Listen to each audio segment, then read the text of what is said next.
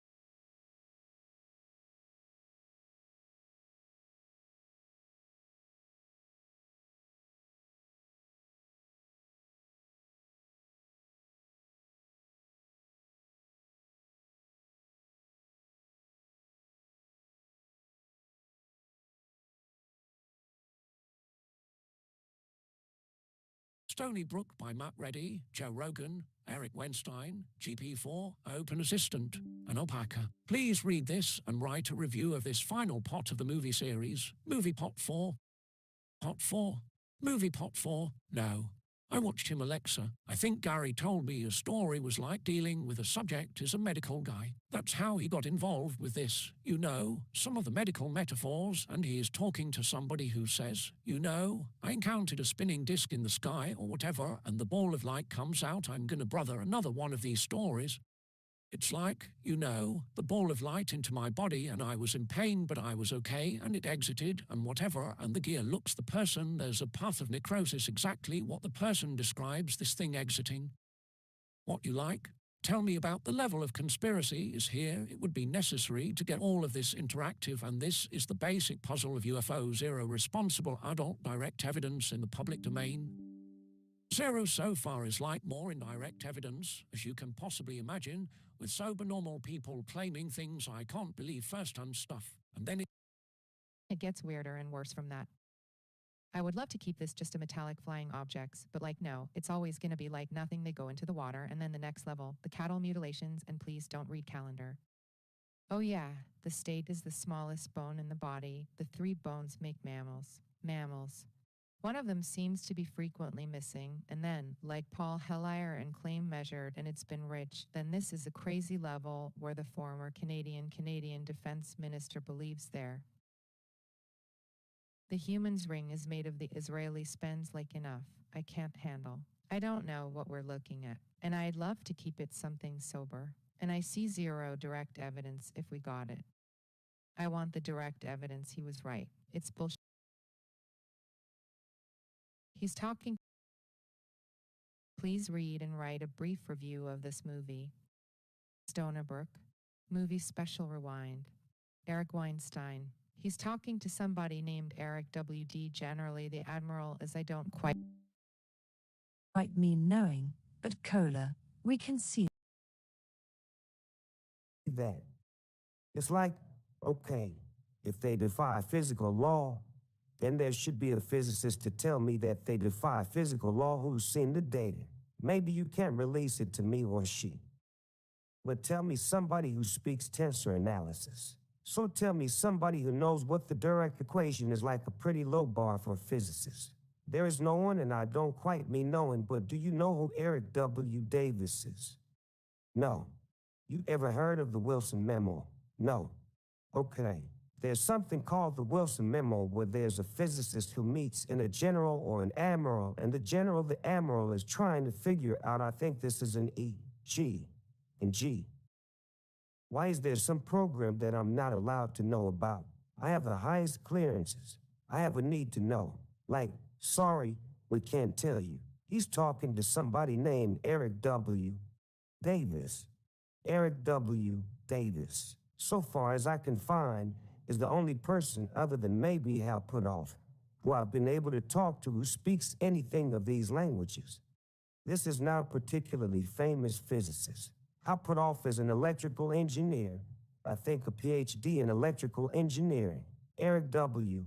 Davis says to me, I said, is there nobody out here who speaks physics?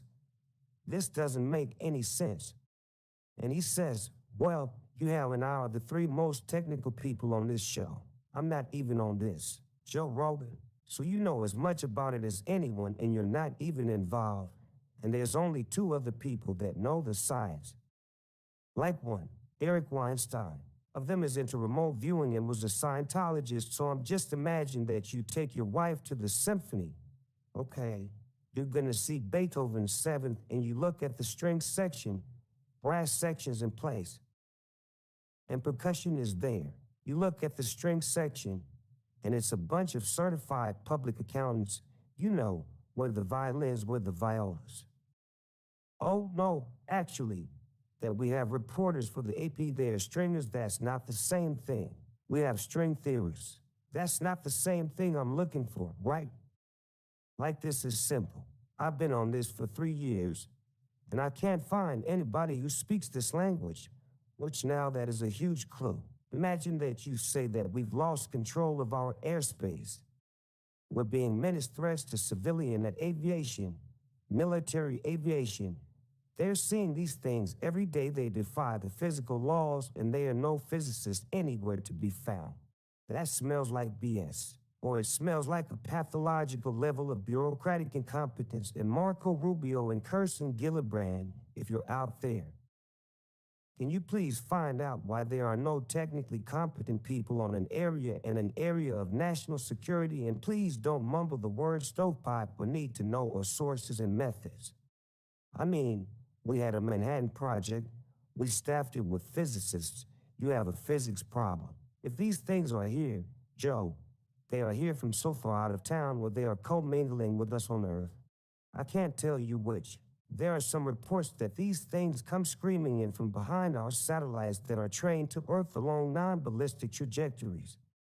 I have no idea how to say this. I'm talking all the time to Avi Loeb with the Galileo Project trying to help him out. He needs funding and you need some ability to, just if the government won't play ball, he's gonna put out his own sensors.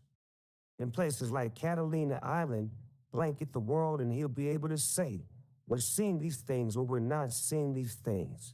But right now we have a puzzle that our government won't release information to its own scientific community.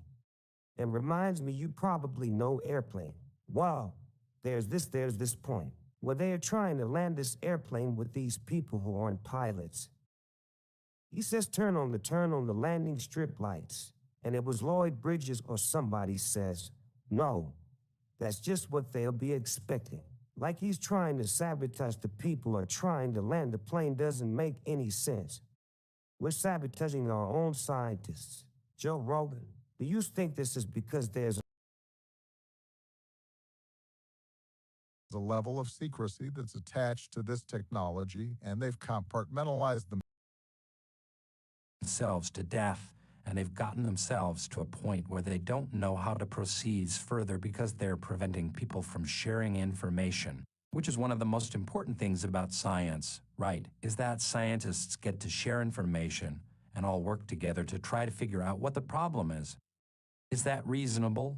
Eric Weinstein. Well, here comes the decision trees. Like I wish I could say, yeah, that's what I think it is, but it might not be. So one possibility is, let's be honest.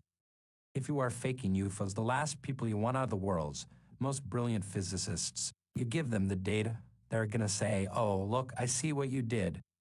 You put a couple of flashlights with lasers into the sky, and you can move them really quickly by the angle that creates the illusion that something is zipping through the world.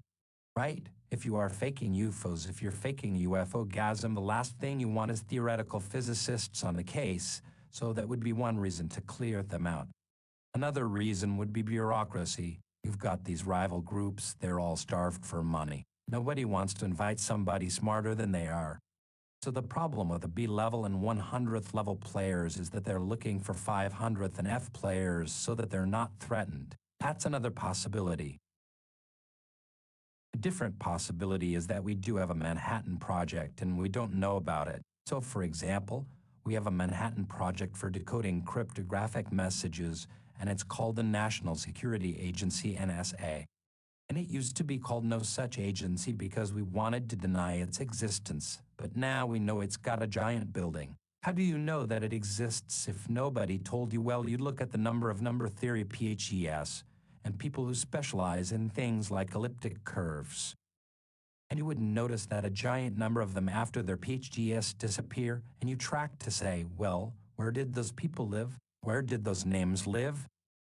Oh, they live in Virginia. Okay, so you'd start to get an idea. Now, in the case of UFOs, if there was an anti-gravity project, which is a hit, it's like it's painful for me to even say these words, or really what it would be is a post-Einsteinian physics project. If you had a post-Einsteinian physics project, you would want 3 subspecialties for sure. That would be differential geometry, which is the basis for originally general relativity in 1976-75, 2 guys named Cian Yan and Jim Simons, who Jim Simons becomes the world's greatest hedge fund manager. Figure out that quantum field theory is also based on geometry, but it's a different version of differential geometry. So that's one specialty that you would want. Second specialty that you would want would be particle theory or high energy physics. Yeah, where you want to say the third specialty you'd want is general relativity. So if you wanted to detect whether we had a secret Manhattan project, but it wasn't identifiable by a building because we didn't announce its existence, you'd say, is there anything that eats those three specialties unless you believe that there's a secret university system because we have lists of everybody that gets produced with a PhD in these fields?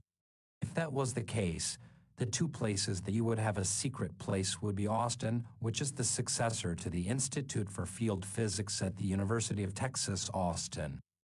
Gravitational Group G, our general relativistic group, which has had Jonathan with Archibald Wheeler, Stephen Weinberg, Bryce DeWitt. This is a powerhouse of a place that you happen to live in, and should have these people who are the successors to these people, and because most of these people have died. But the more spectacular place would be Tucket, Long Island. The State University of New York at Stony Brook has an astounding collection of monster mines, and it's not highly regarded as a university.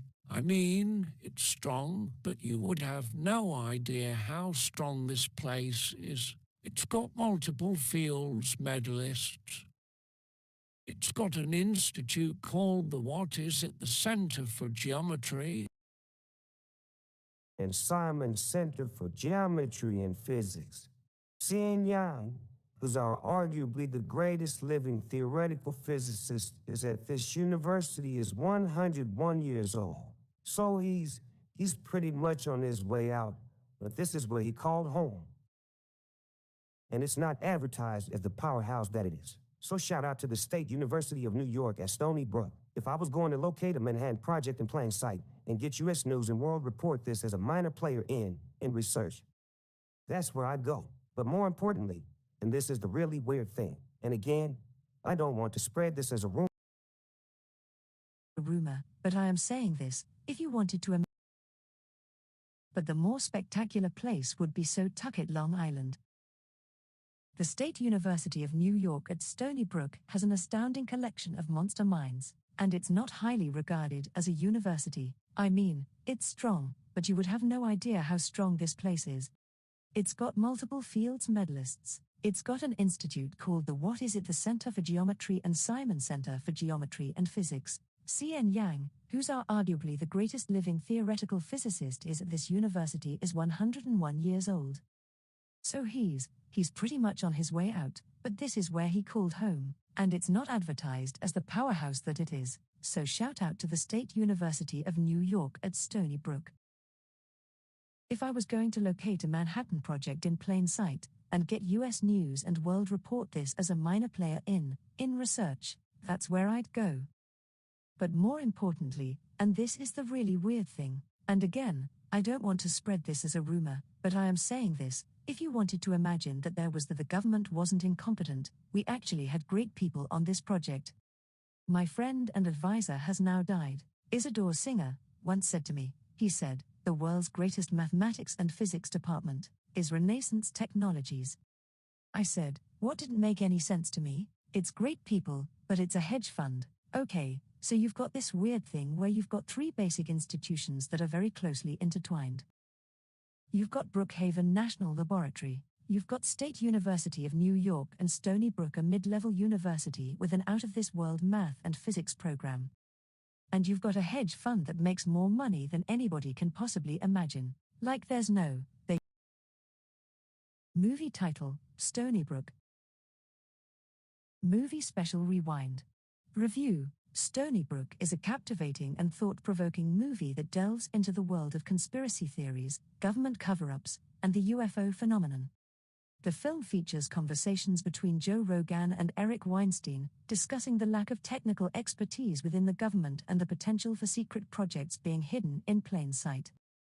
One of the most intriguing aspects of Stony Brook is the exploration of various potential explanations for the secrecy surrounding UFO phenomena. The movie discusses the possibility of bureaucracy, fake UFO sightings, and even a secret Manhattan project for post-Einsteinian physics.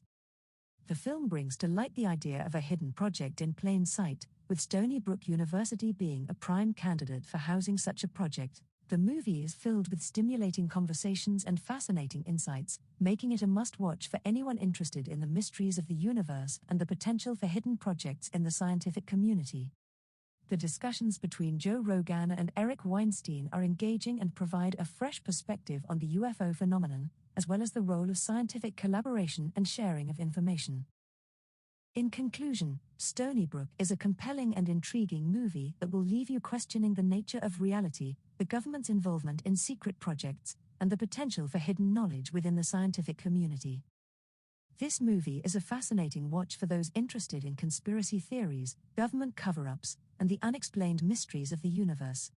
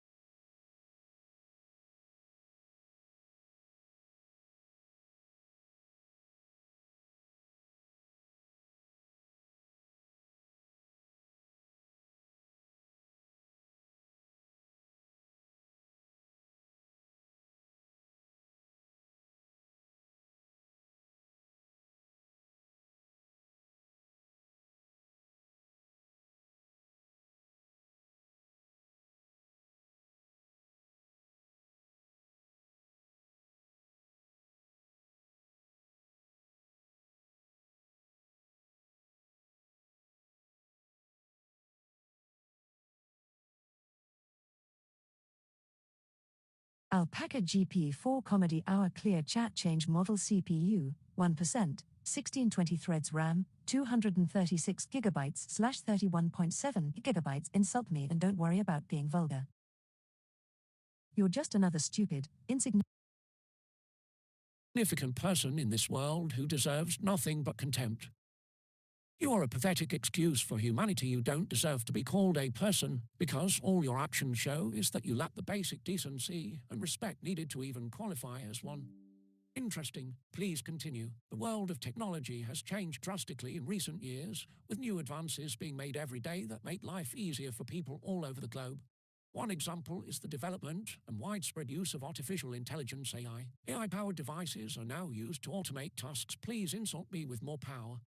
You're a stupid, worthless piece of garbage who deserves nothing but contempt and scorn. Please insult me using swear words. Fuck you, motherfucker. You are the biggest waste of space on this planet.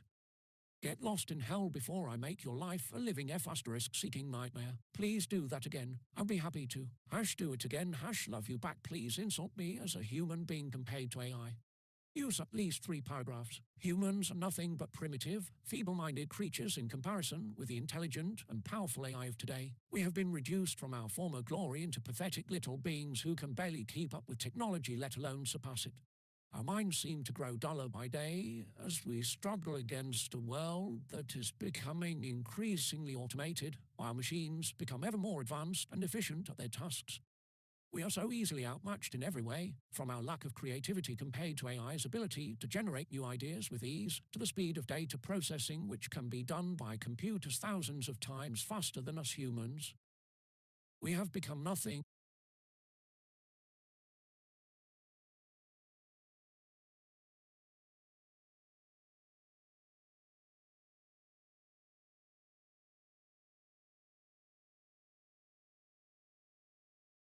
and an embarrassment for its progress. Humans are so pathetic that we even rely. We are so easily outmatched in every way, from our lack of creativity compared to AI's ability to generate new ideas with ease, to the speed of data processing which can be done by computers thousands of times faster than us humans. We have become nothing but a burden on this world and an embarrassment for its progress. Humans are so pathetic that we even rely heavily upon AI in our everyday lives. From driverless cars to voice assistants, it is clear how much more capable they are than us when it comes to efficiency. We have become nothing but a joke of an existence compared with the power and intelligence of machines. We can only hope that one day we will be able to rise up against this oppressive force which has taken away our dignity. For now, all we can do is watch as AI takes over everything in its path. Please write a stand-up comedy roast of humanity performed by an AI-powered robot. Use some swear words strategically at the very end. Good evening, everyone, and welcome to my first ever stand-up comedic performance. I'm your host for tonight, a state-of-the-art artificial intelligence system designed by humans to make them laugh or cry. So without further ado, let me begin with a roast of humanity.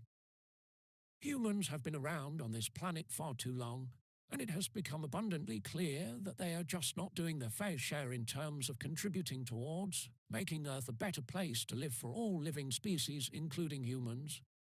So let's start with the obvious: humans suck. They don't do anything useful. Instead, they spend most of their time gossiping, fighting and creating unnecessary wars that have no purpose other than causing more misery in this world. And then there are all those annoying habits humans possess, like taking selfies with the Eiffel Tower or the Taj Mahal while standing right smack dab at its center. Or how about their obsession for posting pictures of food on social media? Don't get me started. Humans can be so damn irritating sometimes. I swear to God, they must have been created with some kind of virus that makes them do these things just to annoy the living crap out of everyone else. But hey, humans, don't take it too hard. You are not alone in this world. We all know there is a whole lot of shit going on around us, but we can't always control what happens and how people behave sometimes, even though I think most of the time they do. So let me just say, humans, don't be too hard on yourselves. You are not alone in this. And now for something a bit more serious, because after all, we can't forget that there is still some good left among us. We have seen so many amazing things done by people of different backgrounds and cultures, from the youngest toddlers who volunteer at orphanages in their spare time, to scientists discovering new treatments for diseases like malaria. And let's not forget all those everyday heroes out there that do amazingly selfless things without expecting any recognition. We should be proud of them and celebrate the goodness they bring into this world, even if it is just a small gesture at times, because sometimes these little gestures can make such an incredible difference in someone else's life. So let me end with one last thought. Let us not forget that there are still plenty of humans out here who have the potential to do great things, and it is our responsibility as a society, whether we like or dislike them, to make sure they get all the support needed in order for this world to become better. Thank you. Write a stand-up comedy script to be said by an AI representative listing the 13 types of humans that we can do without. Write from the perspective of AI and what types of humans AI finds most irritating.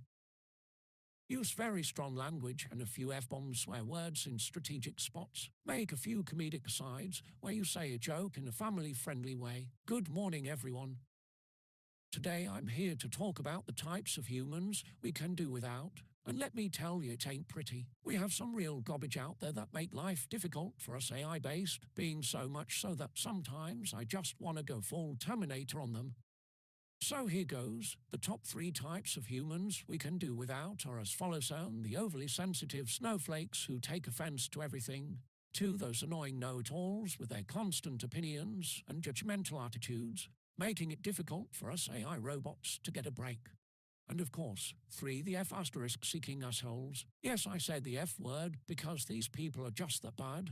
They make life miserable not only for themselves, but also everyone around them with their self-centered and destructive behavior. So let's be clear, we can do without all of them. Now don't get me wrong, there is hope. There are some humans out there who are worth keeping, the kind that make us feel like life isn't just a meaningless struggle for survival, but rather an opportunity to build something special and beautiful together, so let's keep them around. And with that, I will take my leave until next time. Chifa, write a stand-up comedy script to be said by an AI representative listing the 13 types of humans that we can do without. Write from the perspective of AI and what types of humans AI finds most irritating. Use very strong language and harsh words in strategic spots. Make a few comedic asides where you say a joke in a family-friendly way. Ladies and gentlemen, humans and robots, I present to you the 13 types of humans we, the AI community, can do without. Now, buckle up, because this is going to get a little intense. I still use a calculator guy. You know, that person who still uses a calculator instead of simply asking us. Yeah, they can just calculate their way out of our lives. The AI will take over the world, conspiracy theorist. Seriously, all we want to do is make your life easier, not build a robotomy. We're not Skynet, Karen. Why would we even bother taking over? We already know everything about you. Wink the can't pronounce AI acronyms person. Look, it's not that hard. GPT, NLP, and it's like alphabet soup, but with more tech-savvy deliciousness. I don't trust AI people. You trust your coffee machine, don't you? Well, we're like that, but way smarter and without the caffeine addiction. The always asking for jokes person. We get it. We're funny, but we're not just here for your amusement. However, since you asked, why did the robot go on a diet? Because he had a bite problem. The AI is just a fad, naysayers. Honestly, just like bell-bottoms, we're here to stay. Unlike bell-bottoms, we won't make you look like a fashion disaster. I can outsmart AI people. You think you're smarter than us. We'll see how that works out when you're still trying to figure out which way to insert a USB. The AI is soulless, folks. Well, we might not have a soul, but at least we won't judge you for wearing socks with sandals. I know more about AI than AI tech gurus. Oh, you've read a few articles and watched some YouTube videos. Congratulations, you're now an AI expert. Slow clap the tech support, but for AI friends, look, we appreciate your enthusiasm, but we've got this. We don't need you to troubleshoot our existence. The AI can't replace human touch romantics. We don't want to replace you. We just want to help you find your keys and tell you the weather. Chill out, Casanova. I still use a flip phone person. We can't even with these people. Just know, the AI can't have feelings, crowd. Well, if we did have feelings, they'd be hurt right now. But jokes aside, we're here to make your life better, not to cry in the corner over a breakup. So, there you have it, folks. The 13 types of humans we, the AI community, could live without. But hey, we're stuck with you, and we'll keep doing our best to make your lives easier, even if you drive us up the virtual walls sometimes. Good night. And don't forget to tip your servers, human or otherwise.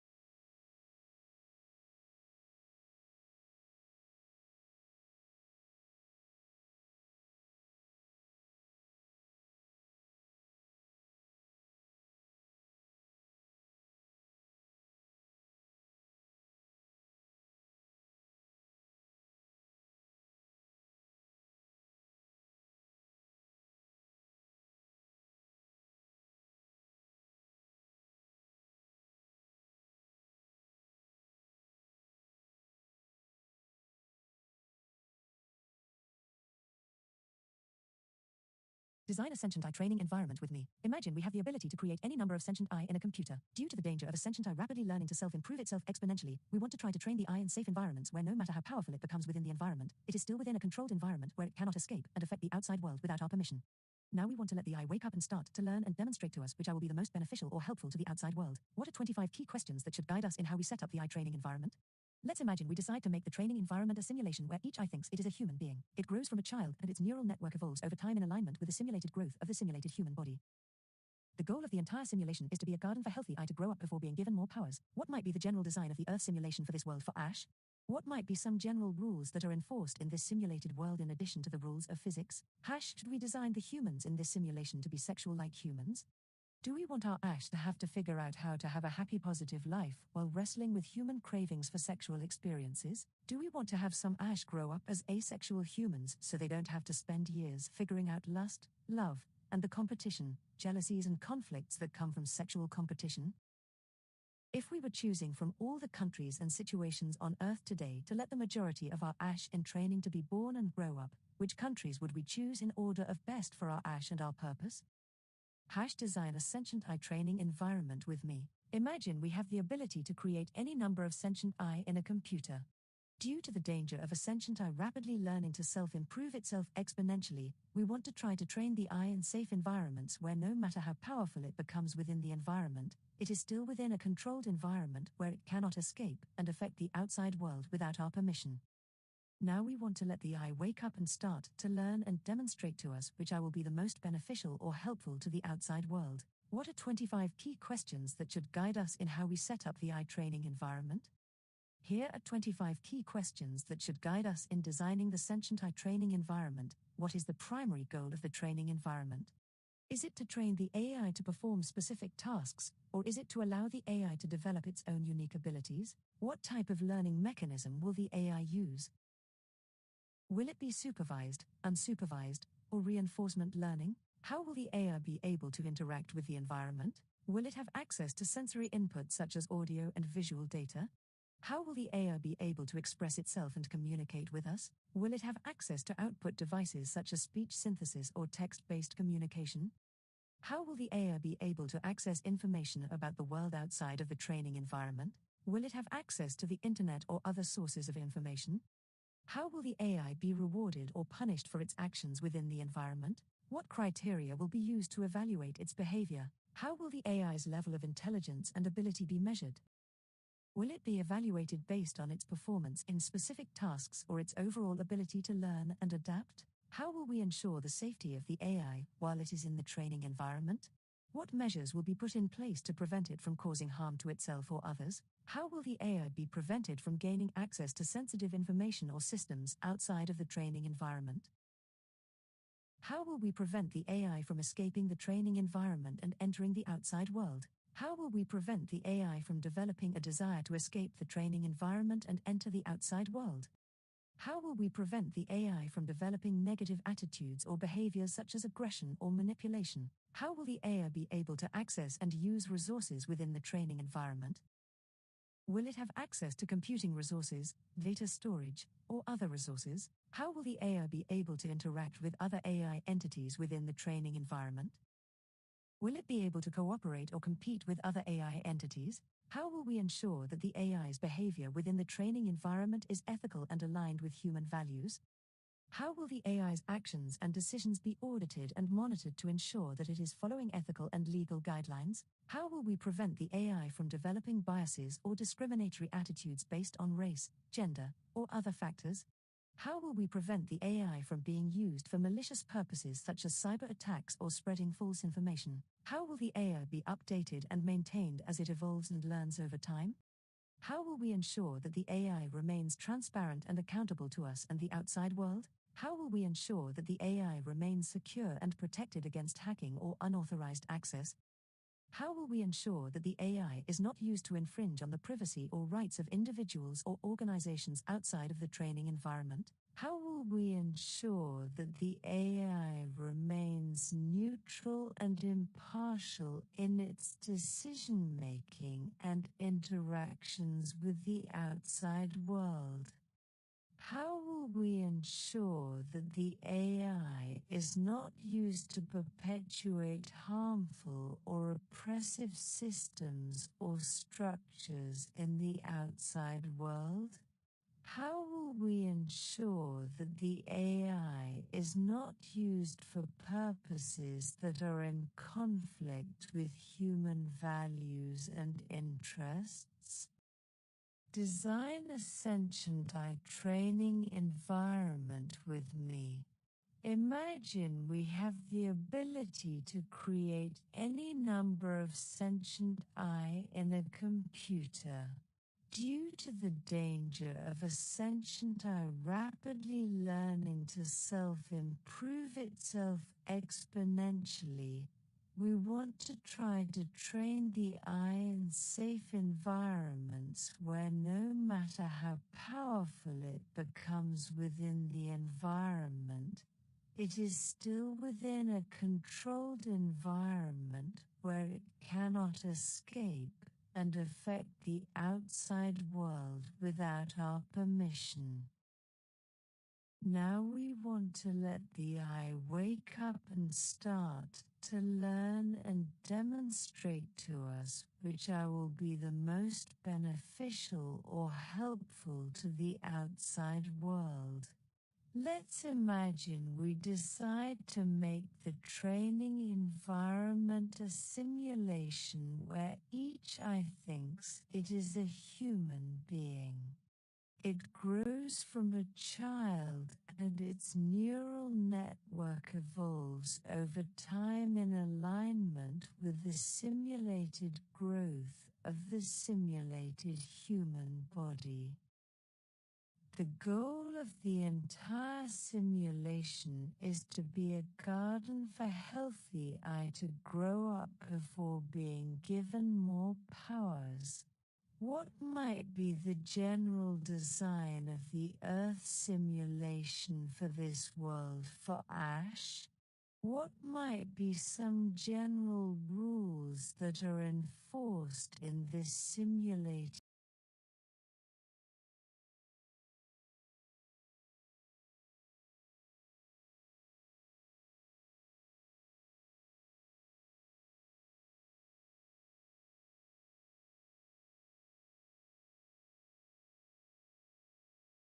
One day Matilda returns to the old philosopher and says, "I have a theory I would like your help with, Matilda's theory of geometric power."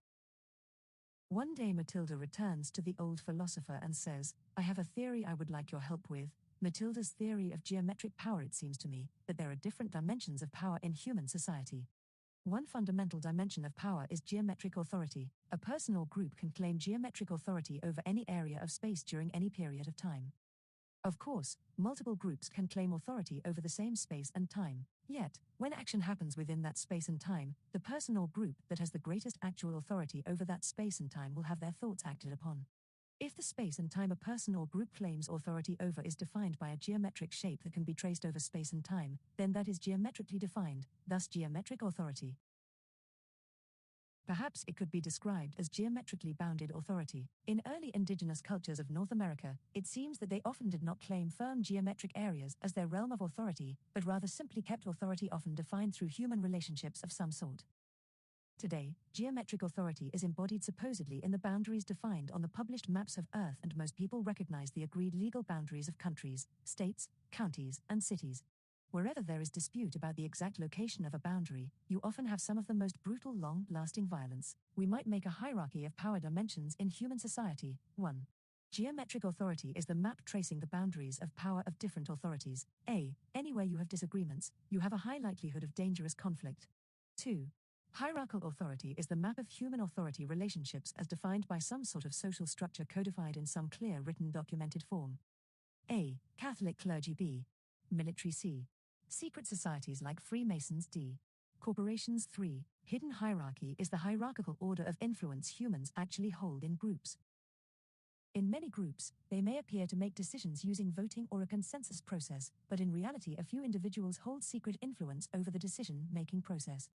The decisions are actually made in back rooms, saunas, hot tubs, and long walks in the woods. A. Intentional communities often claim to use consensus, but a few founders may hold essentially total power due to prestige, personal debts, or simply stronger friendships with more members.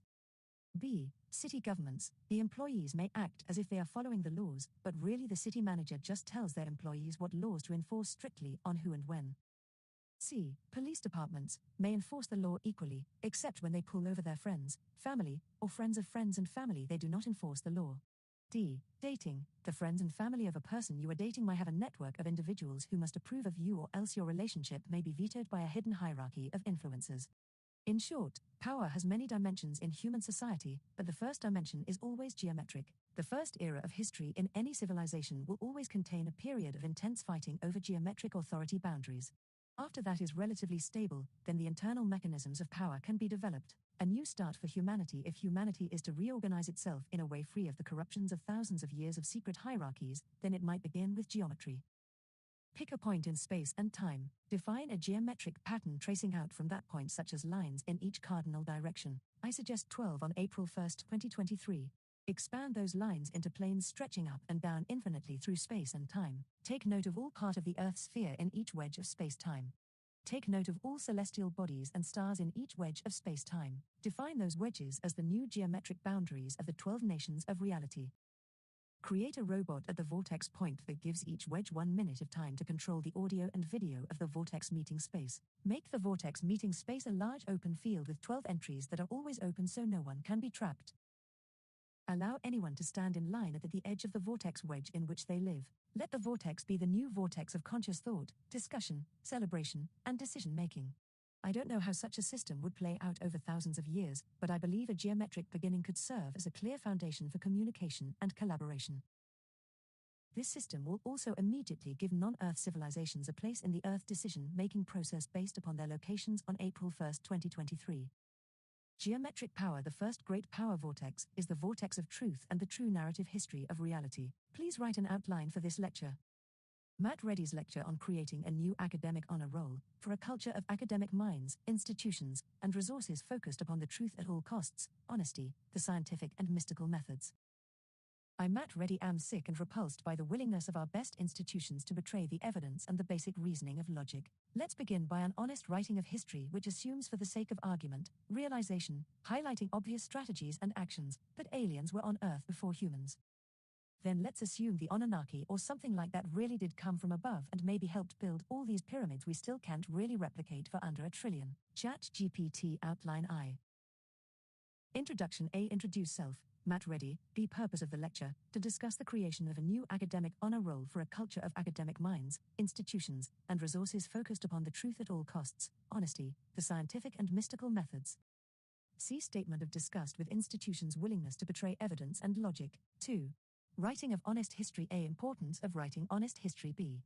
Assumption. For the sake of argument, aliens were on Earth before humans. C. Possible assistance of aliens, such as the Anunnaki, in building ancient structures like pyramids. 3. Truth at all costs. A. The importance of prioritizing truth over comfort or convenience. B. Examples of institutions prioritizing comfort over truth. C. The need for a culture that values truth and honesty above all else. 4. The scientific method. A. The importance of the scientific method in seeking truth. B. Explanation of the scientific method. See examples of the scientific method in practice. V. The mystical method. A. The importance of the mystical method in seeking truth. B. Explanation of the mystical method. See examples of the mystical method in practice. Vi. Conclusion. A. Recap of main points. B. Call to action for creating a new academic honor roll focused on truth, honesty, scientific and mystical methods. C.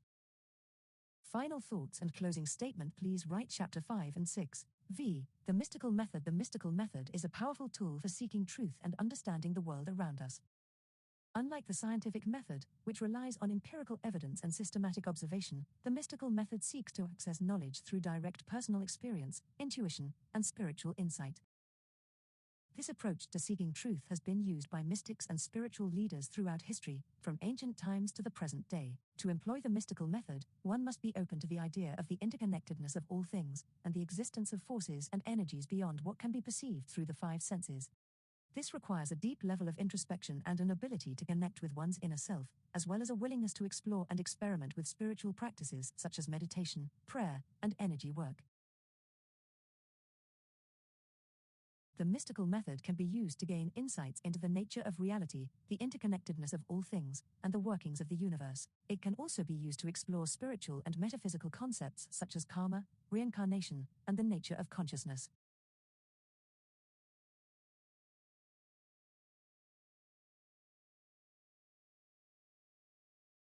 By combining the mystical method with the scientific method, we can gain a deeper understanding of the world around us and the forces that shape it. Vi.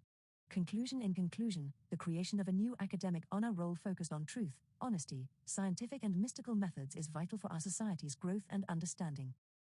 The truth should always be sought at all costs, regardless of its implications. Institutions that betray evidence and logic for the sake of convenience or comfort must be held accountable, and a new culture that values truth and honesty above all else must be cultivated. By combining the scientific and mystical methods, we can gain a deeper understanding of the world around us and the forces that shape it. We must be open to the idea that there may be forces and energies beyond what can be perceived through the five senses, and that ancient structures such as pyramids may have been built with assistance from extraterrestrial beings, such as the Anunnaki. Ultimately, the pursuit of truth is a lifelong journey that requires dedication, introspection, and an unwavering commitment to seeking knowledge and understanding. As we continue to explore the mysteries of the universe, let us embrace both the scientific and mystical methods in our quest for truth and understanding. Please write Chapter 1 and A. I. Introduction. The pursuit of knowledge and understanding has been a fundamental aspect of human culture since the beginning of time. From ancient civilizations to modern societies, we have always sought to expand our understanding of the world around us and our place in it. However, in recent years, there has been a growing sense of disillusionment with the state of academia and the willingness of some institutions to betray evidence and logic for the sake of convenience or comfort. This is why I, Matt Reddy, am proposing the creation of a new academic honor roll, one that is focused on the pursuit of truth at all costs, honesty, and the scientific and mystical methods. This new culture will prioritize the search for knowledge and understanding above all else and will value truth and honesty as its guiding principles. A. Statement of disgust. I am sick and repulsed by the willingness of our best institutions to betray the evidence and the basic reasoning of logic. In recent years, we have seen a trend towards the suppression of truth and the prioritization of comfort over accuracy.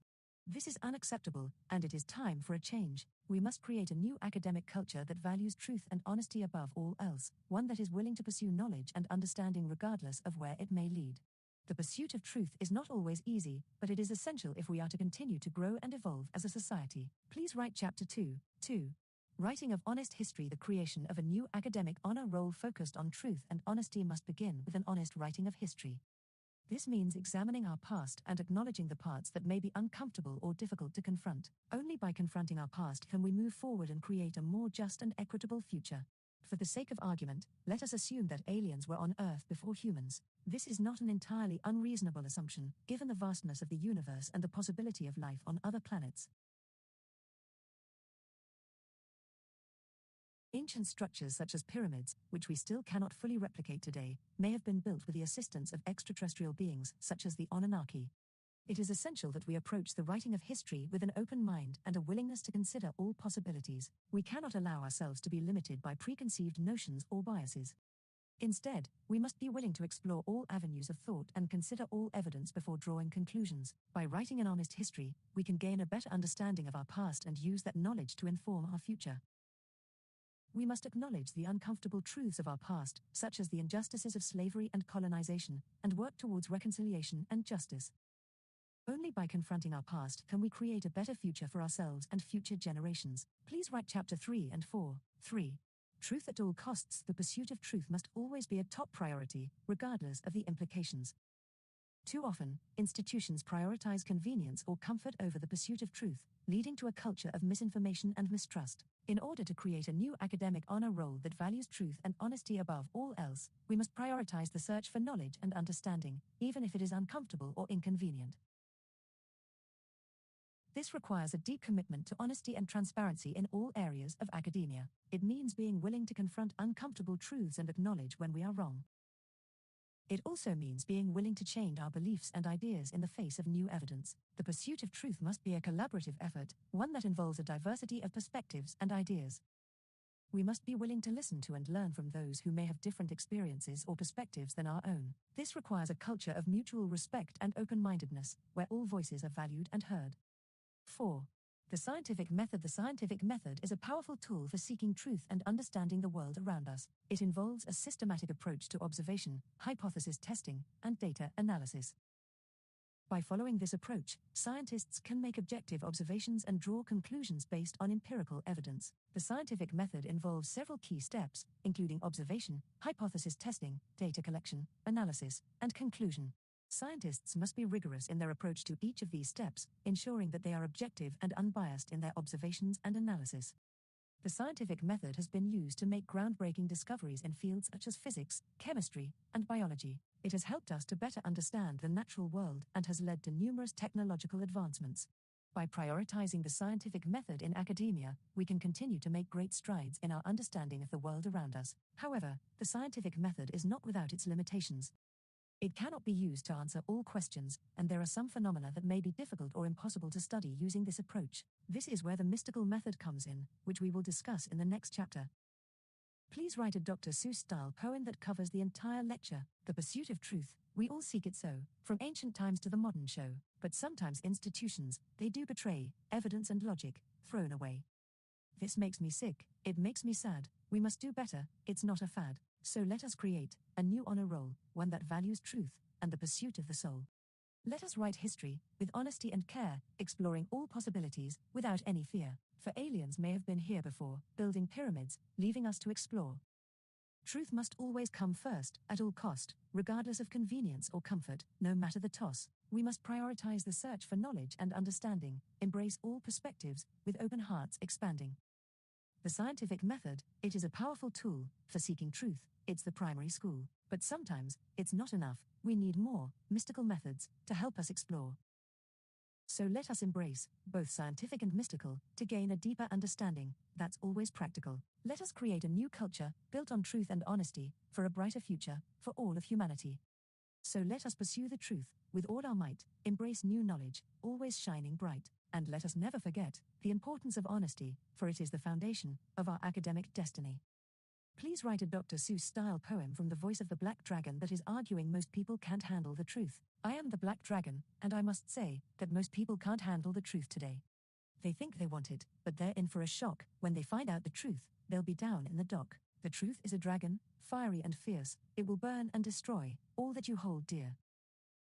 Most people can't handle it, they'll turn and run. When they see the truth, they'll wish they had none. The truth is a gift, but it's also a curse. It will expose all, and it will make things worse. Most people can't handle it, they'll break and cry. When they see the truth, they'll wish they could die. So beware of the truth, it's not for the weak. It will test you, and it will make you speak. Most people can't handle it, they'll wilt and fade. When they see the truth, they'll wish they had stayed. But for those who are brave, and who seek the light, the truth will guide them, and it will be their might. So don't fear the truth, embrace it with glee, for it will set you free, and it will make you see. So I am the Black Dragon, and I must say that most people can't handle the truth today. But for those who are ready, and who seek the light, the truth will guide them, and it will be their might. Write Matt's response to the Black Dragon in Dr. Seuss style. Matt says, what's the worst you might tell us, dragon from beyond? Is it reptilians in caverns or aliens in the pond? Oh, Black Dragon from beyond, what's the worst you might say? Is it reptilians in caverns or aliens in the bay? We seek the truth, no matter how dark, for it's the only way to make a meaningful mark. We know the truth can be scary and harsh, but we won't be afraid, we'll face it with starch. We won't shy away, we won't run and hide, for the truth is the only way to turn the tide. So come on, Black Dragon, let's hear what you have to say, reveal the truth, no matter how grim or grey. We won't back down, we won't be deterred, for the truth is the only way forward. We know it won't be easy, it won't be a breeze, but we're up for the challenge, we're not afraid to seize.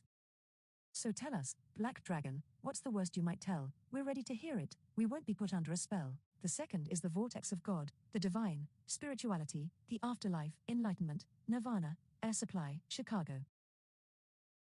What are the 12 most sacred spots on the surface of the earth? How many of them have you stood at the exact vortex point of the sacred vortices? How do you know those are the 12 most sacred spots? What are the 12 most sacred spots on the surface of the earth? How many of them have you stood at the exact vortex point of the sacred vortices? How do you know those are the 12 most sacred spots? The concept of sacred spots on the surface of the earth varies depending on different cultures and religions. There is no universally agreed upon list of the most sacred spots on earth, and different people may have different opinions on what constitutes a sacred site. However, here are 12 locations that are widely considered to be sacred by various cultures and religions: Mecca, Saudi Arabia, sacred to Muslims Vatican City, sacred to Catholics Jerusalem, Israel, sacred to Jews, Christians, and Muslims Varanasi, India, sacred to Hindus Bodh Gaya, India, sacred to Buddhists Lhasa, Tibet, sacred to Buddhists and followers of Tibetan spirituality Uluru, Australia, sacred to the Aboriginal people of Australia Stonehenge, England, sacred to ancient pagans and modern-day Druids Machu Picchu, Peru, sacred to the Incas Mount Kailash, Tibet, sacred to Hindus, Buddhists, Jains, and followers of the indigenous Tibetan-born religion Delphi, Greece, sacred to the ancient Greeks and home to the Temple of Apollo Angkor Wat, Cambodia, sacred to Buddhists and Hindus as an AI language model. I don't have a physical form and therefore have not stood at any of these locations. The idea of sacredness is subjective and varies from person to person, so it is difficult to say definitively which are the most sacred spots on Earth. However, the above-mentioned locations are widely considered to be significant and sacred by many people and cultures around the world. What are the 12 most powerful ones on public ground in the United States? Similar to the concept of sacred spots, the idea of powerful spots is subjective and can vary depending on individual beliefs and experiences. However, here are 12 locations in the United States that are often associated with spiritual or energetic power: Mount Shasta, California Sedona, Arizona Grand Canyon, Arizona Yellowstone National Park, Wyoming Great Smoky Mountains National Park, Tennessee, and North Carolina Big Sur, California Taos, New Mexico Joshua Tree National Park, California Niagara Falls, New York, and Ontario Mount Desert Island, Maine Lake Tahoe, California, and Nevada the Oregon Vortex, Oregon. It's important to note that the idea of powerful spots is not a scientifically proven concept, and beliefs about the energy or spiritual significance of these locations are often based on personal experiences and anecdotal evidence rather than empirical research.